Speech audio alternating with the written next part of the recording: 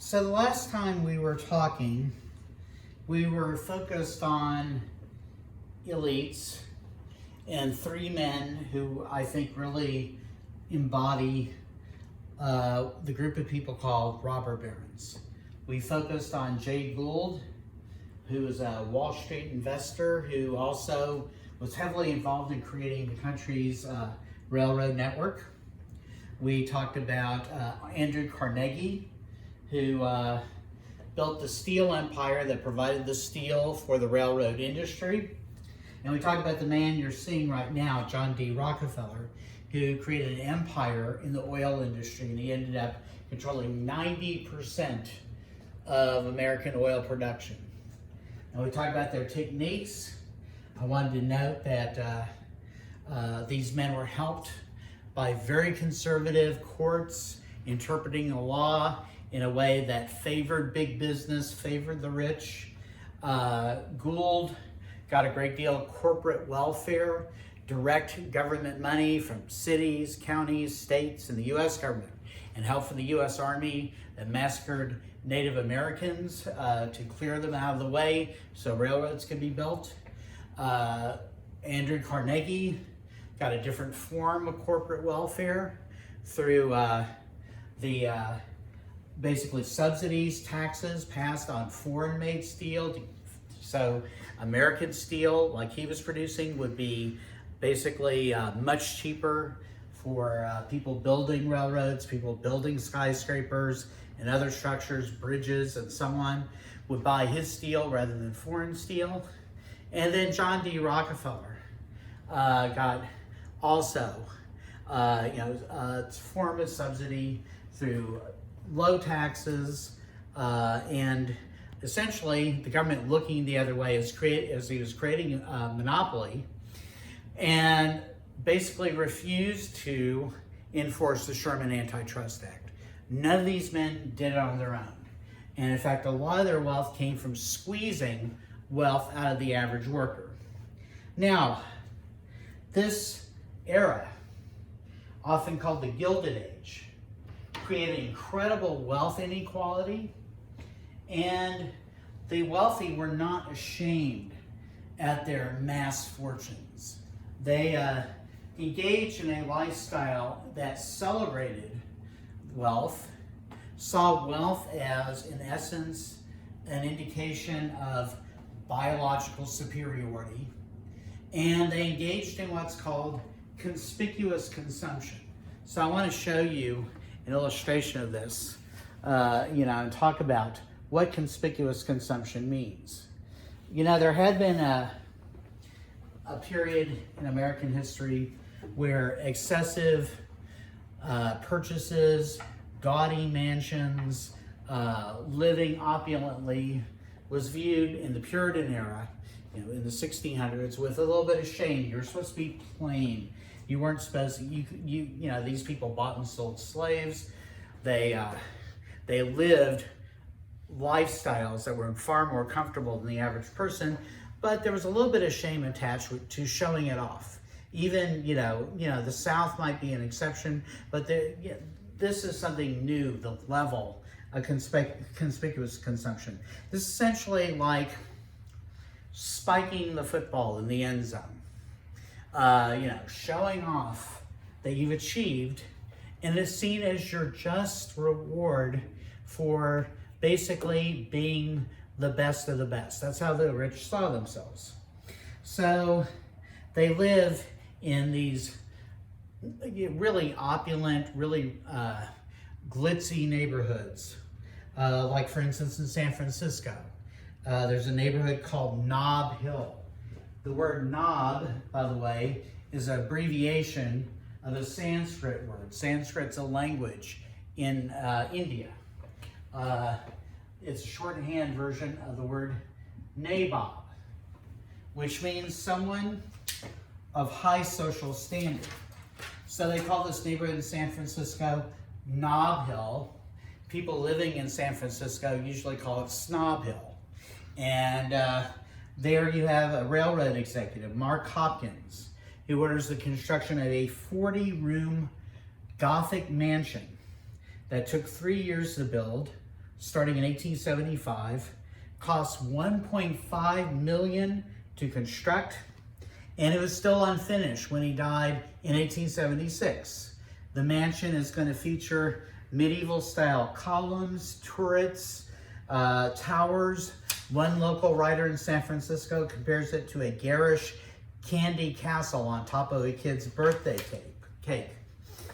This mansion is actually built by a man named Charles Schwab in the most expensive place in the world to live, which is Manhattan, Riverside Drive. That mansion you're seeing is actually in a particular pricey part of Manhattan. This is a 50,000 square foot, 75 room mansion. It has a view of the Hudson River. Inside this sprawling complex, you have a gymnasium, a bowling alley, a pool, and 3 elevators. Other ways that the wealthy engage in conspicuous consumption, showing off their victory in the competition for resources. And this is all inspired, by the way, by something called social Darwinism we'll talk about later. In 1883, Alva Vanderbilt, the wife of William Vanderbilt I, is going to have a struggle because the wealthy don't think like we do. I think most of us, are somewhat appalled sometimes by what the rich spend money on, particularly in an era such as the robber baron era, in which we have children being bitten by rats in slums. The word slum enters the English vocabulary for the first time in this era. We have children dying prematurely from diseases that can be treated in the working class. But the rich aren't embarrassed by spending money on these mansions. But there's an interesting thing. Most people admire people who create wealth. People come up with a new idea. People who innovate. The rich are not necessarily that way. And in fact, it's real common for the rich to have contempt for people they see as the nouveau riche. So Noveauriche.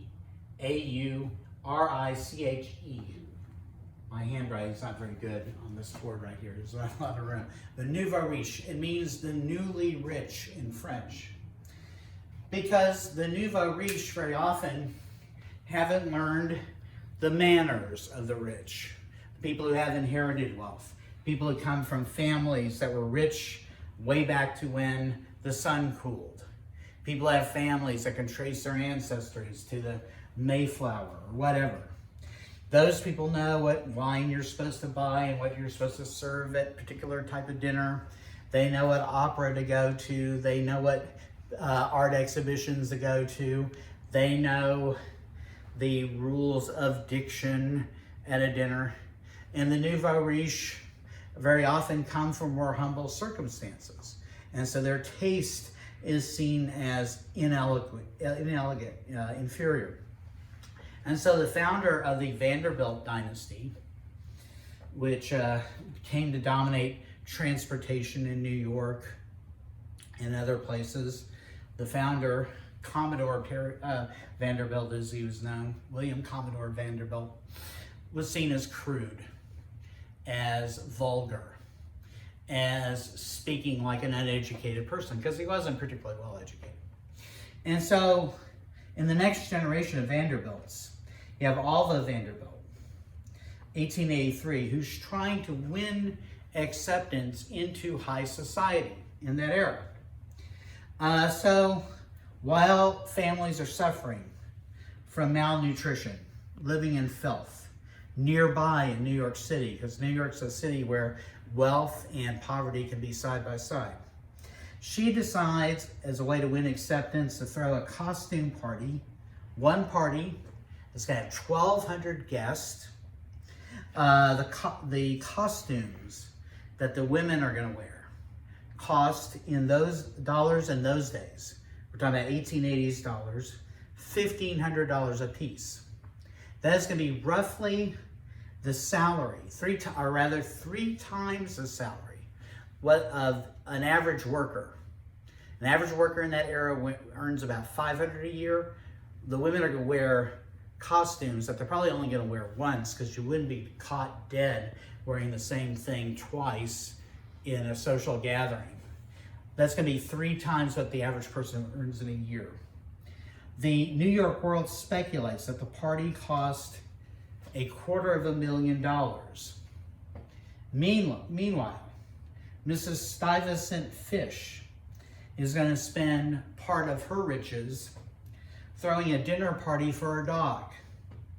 At a time the average worker makes, again, $500 a year, about $1,500 or $15,000 in today's dollars. She's going to bedeck her pet with a $15,000 diamond necklace.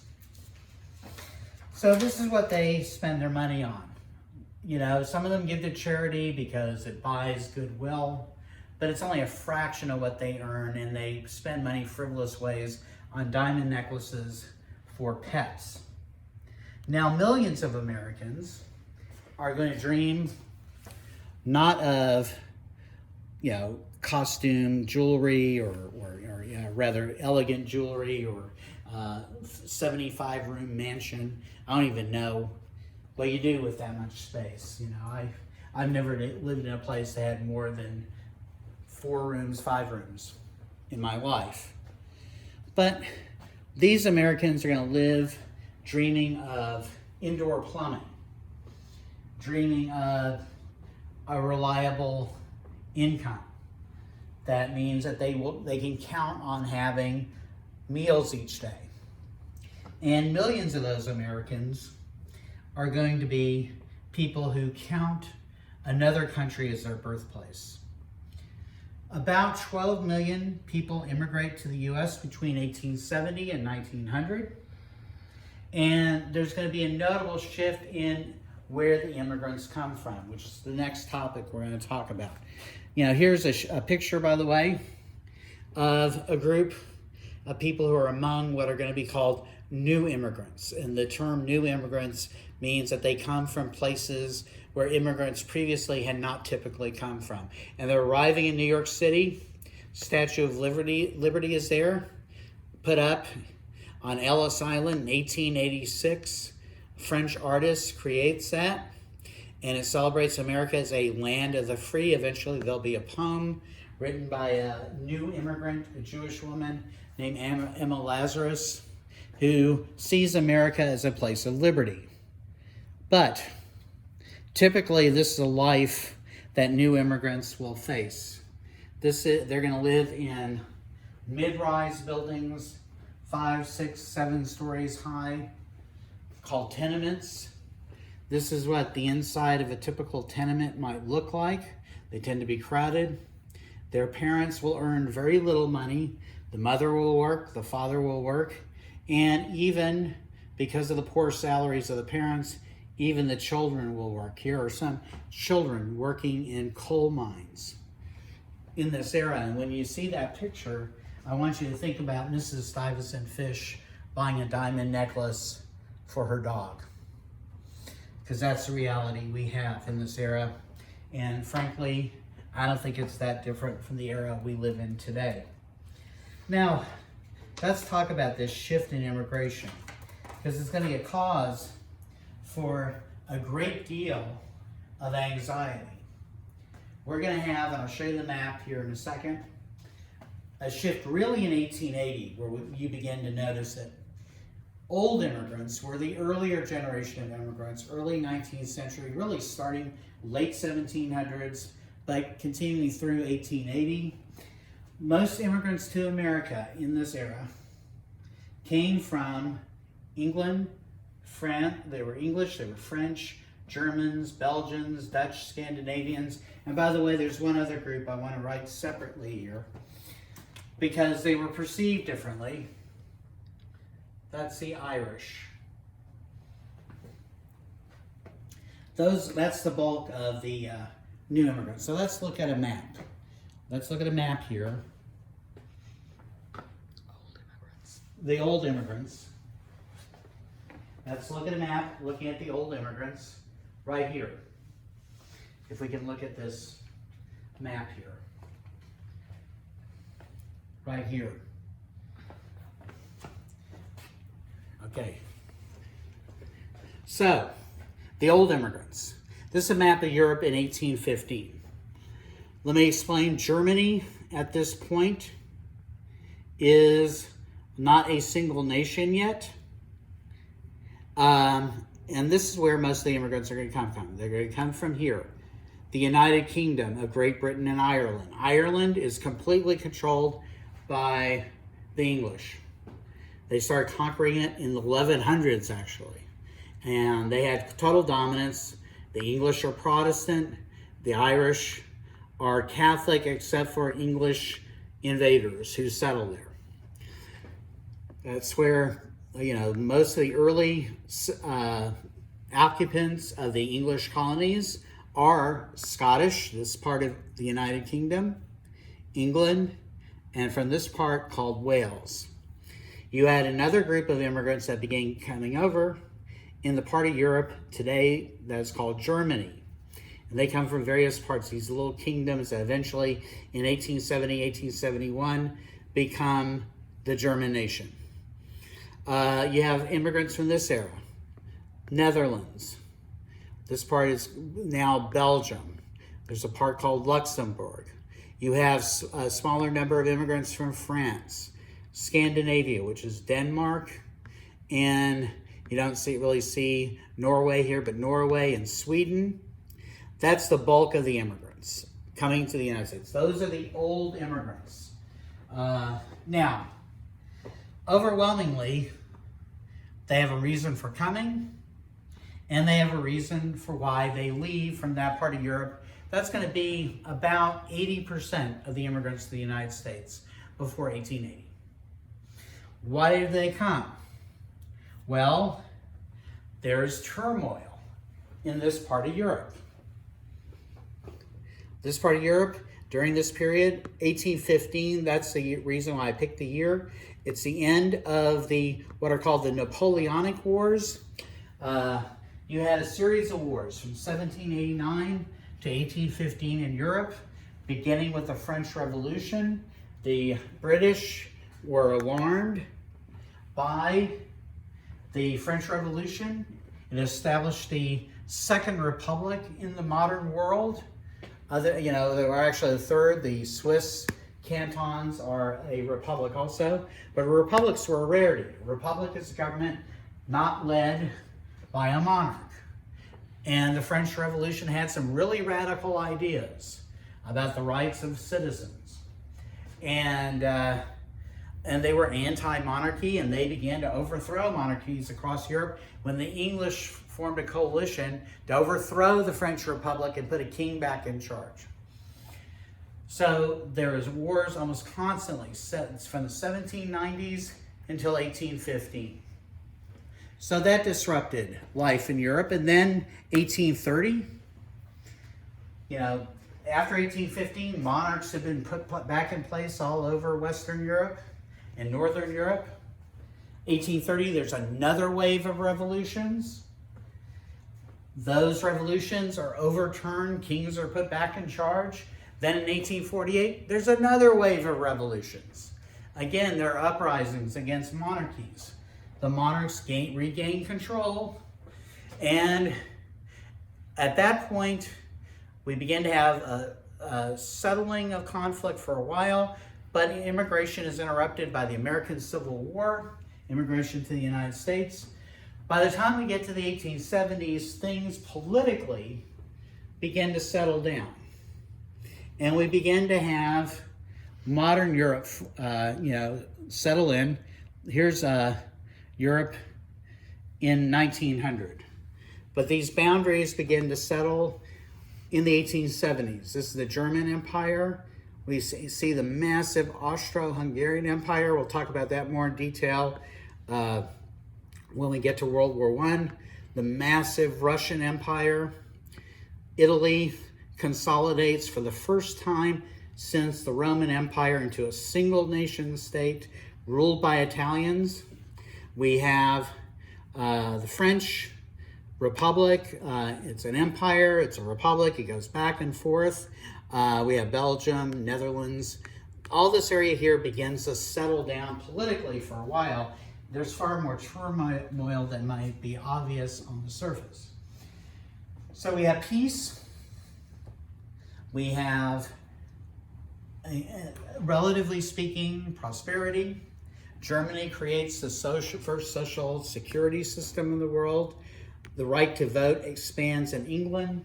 So all the disruptions that had led Western Europeans to flee Europe and go to the United States. War, disruptions, the agricultural economy, people trying to escape the draft, a sense that people are stymied politically in England, all that, the cost of land being high, that begins to improve enough that immigration from those parts of Europe begins to drop. People still immigrate from Western and Northern Europe, but when they do, they not only go to the United States, they have other choices. They begin to go to Canada. They begin to go to South Africa. They begin to go to Australia. They begin to go to New Zealand in increasing numbers. So the share of immigration from Western Europe and Northern Europe to the United States drops, even though it still happens. But by 1880, immigration from those parts of Europe begins to drop. It flips almost exactly. You had 80% of the old immigrants coming from these nations previously. They become 20% of the immigrants, roughly. And then you have a new group of immigrants from Eastern and Southern Europe. I couldn't fit everyone here. China, Japan, and then after 1910, when the revolution happens in Mexico, immigration from Mexico. Now, let me talk about one other thing about the old immigrants first, before we go on to the new immigrants and why they came here and why they left. There are the push factors: war, economic disruption, etc. The pull factors are the fact that the United States is taking land from indigenous people. They are forcing them into reservations or killing them. Those indigenous people are dying from diseases. So land is more available, far more affordable than it is in Europe. So that's an encouragement. Plus, America is beginning to, really in the 1840s, 1850s, but particularly after the Civil War, 1870s, beginning to industrialize. There are jobs available. Factors that encourage you to move to a place are pull factors. Factors that push you out of a place are push factors. And generally speaking, these people are accepted as good material for Americans, as people in the 19th century would put it. Why?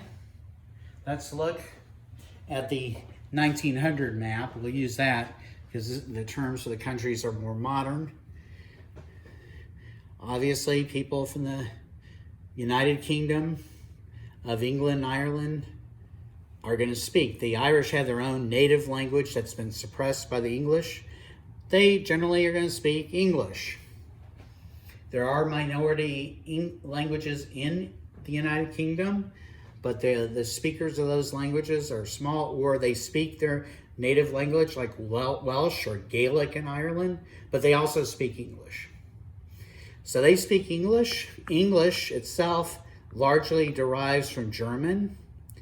German, therefore, is a similar language related to English. Same thing with the languages in this area, Netherlands, Belgium, and Luxembourg, called Benelux for short. French is a Romance language. Another root of the English language is Latin. So people who speak languages based in Latin are they're speaking a language related to English also. A lot of English words have Latin roots. The Scandinavian countries, those are Germanic languages, so again, they're similar. The overwhelming religion of the old immigrants is Protestant Christianity. What is Protestantism? Protestantism means Christianity that does not accept the authority of the Pope as the supreme ruler of the Christian faith, the man who ultimately interprets what Christianity means in the modern era. Protestants don't accept that. A large number of Christians broke away from the Catholic faith during what was called Protestant Reformation in the 1500s. That's what most of these old immigrants believe. There is an exception, and that's the Irish. So let's briefly talk about that. Most of these immigrants are accepted as quote-unquote white. Their religion's similar, their culture is similar, the foods they eat are similar, and people from Western Northern Europe began to use that term more and more frequently beginning in the 1700s. It is a concept that is solid, this idea that there are racial categories that human beings belong to, and one of those categories is the category of white. None of this means anything scientifically. Race has no scientific basis. We're all descended from Africa. The mutations that resulted in what we call white skin today is a recent mutation. And by the way, my white skin is different from other people's white skin in color and tone. Mine's darker than some people, not as dark as others. It doesn't matter that you're defined as white. Since the 1500s, when Europeans began to temporarily dominate the world, and their descendants in the United States began to dominate the world, they frequently, as they colonized Africa, they colonized Asia, as they conquered indigenous people, they had children with the people they conquered and enslaved. So millions of so-called white people have black ancestors, millions of black people have white ancestors. They're people of mixed indigenous and quote-unquote white ancestry. These categories mean nothing scientifically. Because of that, white means basically whatever the dominant society wants it to mean. And people are considered white today may not have been considered white in the 1800s. And that's certainly true of this one exceptional group amongst the old immigrants, the Irish. There was a long-standing 7th century tradition of people of English descent in particular having contempt for the Irish, and of those people seeing the Irish as backwards and inferior before the biggest wave of Irish immigration began in the 1840s. When the English came to Ireland, starting in the 1100s, the English at that point already had an elaborate system of land ownership, where you bought land, you fenced it off, you had legal title, paperwork to the land, and land was bought and sold as property. The Irish had a tradition where much land, they owned houses, they owned some farm animals, but the grazing land was held in common. And most of the land was seen as a resource, kind of like the water and the air, that you didn't own, you shared it. That was a common attitude in the Irish. And the English, as they conquered Ireland, and they wanted to justify what was theft of land by force, by murder, justify it by saying the fact that the Irish have this custom regarding land proves they're not civilized, they're savages, and they began to call the Irish savages. They began to depict them as intellectually inferior. And as they conquered Irish land, they did begin to consider the Irish on their lands as property along with the lands that the English controlled. Much of the conquest of Ireland actually is very similar to English relationship to indigenous people when they began to establish colonies in North America. They're savages, they're primitive, they're backwards, and they're inferior. And in fact, in the 1500s, there's going to be another issue that divides the English from the Irish. They, by that point, control. The English break off from the Catholic Church. A man named Henry VIII, who's King of England, is born Catholic. The English monarchs have been Catholic, but Henry wants a divorce from his wife, Catherine, who is a princess of Spain. The Pope feels he owes the Spanish one, because the Spanish and the Portuguese had taken this land that had for 800 years, almost 700 years, been controlled by Muslims from North Africa. The last stronghold of the Muslims in Spain after 7, almost 8 centuries of control, Granada fell to the king and queen of Spain, Ferdinand and Isabella, in the year 1492. All the Jews and Muslims in Spain that year, 1492, were ordered to either convert to Catholicism or leave. Those who were converted and didn't, the Spanish authorities suspected and the church authorities suspected of not really being genuine converts, were brought before something called the Spanish Inquisition and were tortured and often executed. So those two things happened in 1492, which also happens to be a year that Christopher Columbus gets sponsorship from the Spanish crown to find a route to India, and he ends up in the Caribbean, and he is going to tell the monarchs, there's land here we didn't know about. And the Spanish began their extermination and conquest of indigenous people in North America. So the Pope owes the Spanish because they expanded the influence and power of the Catholic Church in Spain. And so a Spanish princess, Catherine, is married to Henry VIII. Henry VIII is frustrated because Catherine hasn't given him a son, and he blames her for not producing a son. That's not how it works biologically, but he blames her. And so he asks for the church, the Pope, to quote-unquote annul the marriage, which is a Catholic version of divorce. The Catholics officially don't believe in divorce, but actually if you give money to the church, they'll basically say the marriage never existed as far as the church is concerned. But the Pope, because of his special relationship with the Spanish monarchs, says, no, I can't grant you the annulment. You're married. If you don't have a son, which is what Henry wants, because monarchs want sons, because they're afraid that they have a daughter, then control of the kingdom passes to another family, and that family may come from another nation, which means another nation may gain control of their kingdom. Henry won't take it. By this point, there had already been a revolution against the Catholic Church in those German states. A man named Martin Luther had disagreed with the church on a lot of practices, including the sale of something called indulgences, where you pay the church some money and you get years knocked off of time in the afterlife, either in hell, actually in purgatory, which is where Catholics believe you go if you committed minor sins. If you commit bad sins, mortal sins, you go to hell.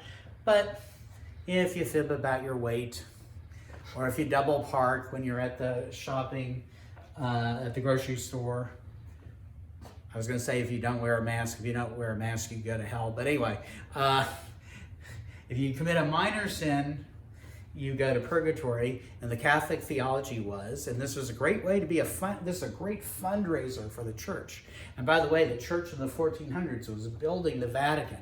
They're buying some of the great masterpieces of Renaissance art. They were sending missionaries to North and South America in the 1500s. They had a lot of expenses. They had priests and nuns to feed and house. They raised money by selling indulgences. If you're rich enough to buy an indulgence, you get time off in purgatory, because purgatory is temporary. It's a place you don't go to heaven until you served your time in purgatory. It's like you're going to jail on a monopoly board. Well, Martin Luther was a priest in Germany who said, this is totally unbiblical. He objected to that. He objected to other Catholic doctrine. He was excommunicated. He was kicked out of the church by the Pope. Usually when you're deemed a heretic, you could be executed by the church. And so there were German princes who were tired of the Pope intervening over issues of war and peace, intervening over, who's the rightful heir when a monarch dies? Is it this son or whatever? And so they saw an opportunity, and they decided to defend Luther with their armies, so the Catholic Church couldn't capture Luther and execute him. And so the German states, in particular, northern German states, broke off from the Catholic Church. Scandinavian churches broke off in Scandinavian kingdoms broke off in the church. There were Protestant churches, Lutheran, etc., that were formed. Henry VIII had this example before him. He wanted a divorce from his wife. There was no big difference of belief. He just wanted a divorce. He wanted to marry his mistress, a woman named Anne Boleyn. And so he broke off in the church and established the Church of England, also known as the Anglican Church, which in the United States became known as the Episcopal Church. And the head of the Church of England was King Henry himself. There was a religious leader of the church called the Archbishop of Canterbury, but Henry basically created a church so he could give himself a divorce. And he put Catherine, his first wife, in prison, where she stayed the rest of her life. She eventually, she had a daughter before this point named Elizabeth. And then he marries Anne Boleyn, who, unfortunately for her, has a daughter. And so Elizabeth, no, I got that wrong.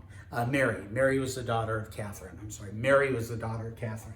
Elizabeth, or Anne Boleyn is going to have Elizabeth as a daughter. So anyway, he eventually ends up with 6 different wives. He executes 3 of them. So if you ever see Henry on OkCupid, don't answer the ad. But anyway, so the English at this point are Protestant. The Catholic are still, or the Irish are still Catholic. So now there's another thing to hate the Irish for in the English eyes. They're quote-unquote savages. But on top of that, they also are members of a church that the English officially see as the Church of Satan, basically. A church in the grips of the devil. So the anti-Catholic feeling in England gets very intense, particularly when the Spanish send ships to, in their minds, liberate England from the Protestants and restore the Catholic faith. And their ships, their fleet of ships called the Armada sinks, which Protestants in England see as a miracle of God, that God's on their side. And so the war in the suppression of the Irish in Ireland becomes savage, and people like Walter Raleigh, who later tried to establish colonies in North America, will massacre the Irish. You have Humphrey Gilbert, who later tries to establish an English presence in North America. When a group of Irish people rebel, and this is upsetting, be aware, he takes all the males, teenagers and up, cuts their heads off, puts their heads in spikes on the road leading to that village that rebels. And so there's centuries of anti-Irish hate on the part of the English, and then their descendants, who are the leaders of the British colonies that become the first states in America, they have those attitudes too. So what happens? How do the Irish end up in America? Well, in the 1840s, you have the Irish peasantry, the poor in Ireland, heavily dependent on a crop that came from the Western Hemisphere that had not been present in Europe before Columbus, the potato. Potato is easy to grow, it's cheap to grow, it's a poor man's food, poor person's food. And in the 1840s, all of a sudden, there is a disease that strikes the Irish potato crop called the blight that turns the potato into a rocky, hard, black bulb that can't be eaten. And the Irish began to, in very large numbers, to starve. And many of them starved to death. And the British leadership couldn't care less.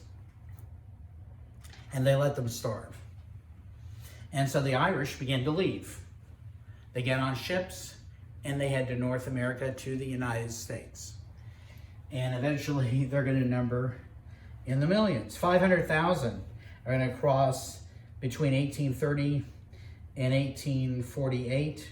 Eventually the numbers will be more than that. That 500,000 specifically is actually the number that flee during the potato famine in the 1840s. And they get here, and they're in a society ruled by people whose ancestors are from England, who see them the same way the English do. And so when the Irish get here, there are signs in the windows of stores, restaurants, saloons, etc., that say, "No dogs or Irish allowed." Ads in newspapers for jobs that say, "No Irish need apply." And the Irish actually end up occupying the same position in the economy that African Americans do in the North, free African Americans. They work for the lowest wage jobs. They work as domestic servants. They work cleaning toilets. They work sweeping streets. They're maids. They're butlers. And they're held in contempt. And they're competing with black people for jobs. So amongst the Irish, they began to develop a really intense anti-black racism. During the Civil War, when the North begins to draft people to fight in the United States Army against the Confederates, in New York City, which has New York City, basically large parts of it, is an Irish city. And when they're asked to fight in a war where they're going to liberate African American slaves that they fear will then leave the South and head to New York City and places like that and take jobs away from them, they riot. They burn down black orphanages. They beat elderly black people to death in the streets. And this intense rivalry happens. What happens, though, is the Irish get into politics. They begin to dominate many urban police departments. They become business owners. They become really important in the Democratic Party in the North. And remember, the Democratic Party before the Civil War was dominated by Southern slave owners. So the Irish Democrats in the North give the Democratic Party another foothold in another region. And as they enter politics and they win elective offices, essentially, partly by buying into anti-black racism, they become quote-unquote white. But they're not there immediately. It's a long struggle. So that's one group that really dramatically has a different experience amongst the old immigrants. The one group that's not accepted, the one group that's not seen as white. Now let's talk about the new immigrants. We talked about them before, but they come overwhelmingly from from Eastern and Southern Europe. So let's look at the map again for a second. Let's go over who they are. They're going to be immigrants from the Russian Empire. And by the way, the Russian Empire is much bigger than Russia is today. It includes these countries here in what's called the Baltic Sea. Estonia, Latvia, Lithuania are right around here. Poland is part of the Russian Empire. You also have this country that doesn't exist anymore, Austro-Hungarian Empire. That includes Hungary. That includes modern-day Czechia, which used to be part of Czechoslovakia. Slovakia is part of this empire. You have Bosnia as part of this area. Different parts of what used to be called Yugoslavia, Romania, Bulgaria. You have Greece. All these parts of Eastern Europe are going to be sources of immigrants. The much bigger Russian Empire. You're going to have Italy, as a source of new immigrants, quote unquote. And so this is where most of the immigrants in this era come from. You have, in addition, beginning a little bit earlier in the 1850s, immigration come from China, and then you're going to have immigrants from Japan. And then 1910, when there's a Mexican Revolution, it's going to be really last a decade. It's going to be a violent series of not just the revolution, but a series of civil wars, governments established, overthrown, etc. That's going to last 10 years. 1 out of 8 Mexicans are going to die violently in that period. That's going to be the first big wave of Mexican immigrants. Those are going to be the new immigrants, and we'll talk about them in detail next time.